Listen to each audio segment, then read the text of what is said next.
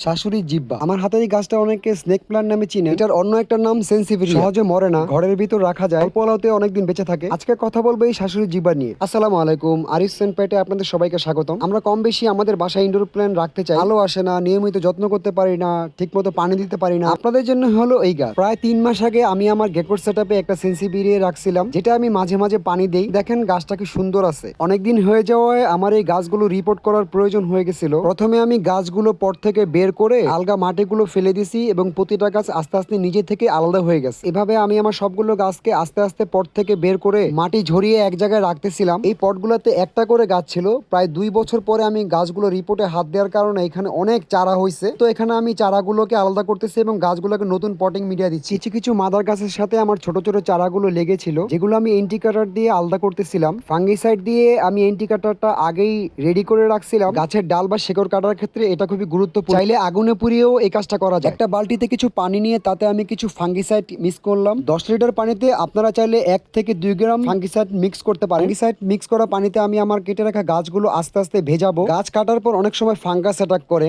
শেকড় ডাল কেটে যাওয়ার জন্য। মূলত এই কারণেই এই ফাঙ্গিসাইড পানিতে গাছগুলো ভেজানো হয়। 10 থেকে 15 মিনিট ভিজিয়ে রাখার পরে আমি আমার গাছগুলো আস্তে আস্তে বের করে সাজিয়ে রাখতে থাকলাম, যাতে পানিগুলো শুকিয়ে যায় এবং ফাঙ্গিসাইডের একটা লেয়ার গাছের উপর লেগে থাকে। এই প্ল্যান্টগুলোর সয়েল আমি আগে থেকেই রেডি করে রাখছিলাম, যা আগেই আপনাদের সাথে শেয়ার করা হয়েছিল। মূলত এরা অতিরিক্ত পানি পছন্দ করে না, যার কারণে সয়েল মিডিয়াটা এমন ভাবে তৈরি করতে হয় যেখানে পানি জমে না থাকে এবং বাতাস চলাচলের প্রচুর জায়গা রাখতে হয়। এরা অল্প আলোতে বেঁচে থাকতে পারে। সপ্তাহে 1 থেকে 2 দিন পানি দিলেও এরা বেঁচে থাকে। ক্ষেত্র বিশেষ 1 থেকে 2 মাস পানি না দিলেও ওরা বেঁচে থাকে। সেই ক্ষেত্রে গাছটা ডিহাইড্রেট হয়ে যাবে। এবং বর্ষার সময় অতিরিক্ত বৃষ্টি যখন হয়, একটা শেড দিয়ে ওখানে রাখাই ভালো। গাছটা যেখানে রাখবেন খেয়াল রাখতে হবে সেখানে যাতে উজ্জ্বল আলো আসে। ঘরের যে অংশটায় প্রচুর রোদ আসে আপনারা এই গাছটা চাইলে ওখানেও রাখতে পারেন। ঘরের দূষিত বাতাস পরিষ্কার করার কাজেও এই গাছ খুবই হেল্প করে। আপনাদের কার কার কাছে এই গাছগুলো আছে একটু কমেন্টস করে জানাবেন। আমার এখানে যদি কোনো ভুল হয়ে থাকে সেটাও ধরিয়ে দিবেন। পরবর্তীতে আমি কোন গাছ অথবা গাছের কোন বিষয় নিয়ে ভিডিও করতে পারি সেটাও কমেন্টস করে জানাবেন। পরবর্তী আপডেটের জন্য আমার চ্যানেলটা সাবস্ক্রাইব করে রাখবেন, শেয়ার করে আপনাদের বন্ধুদেরকেও দেখার সুযোগ করে দিতে পারেন। সবাই ভালো থাকবেন, আল্লাহ হাফেজ।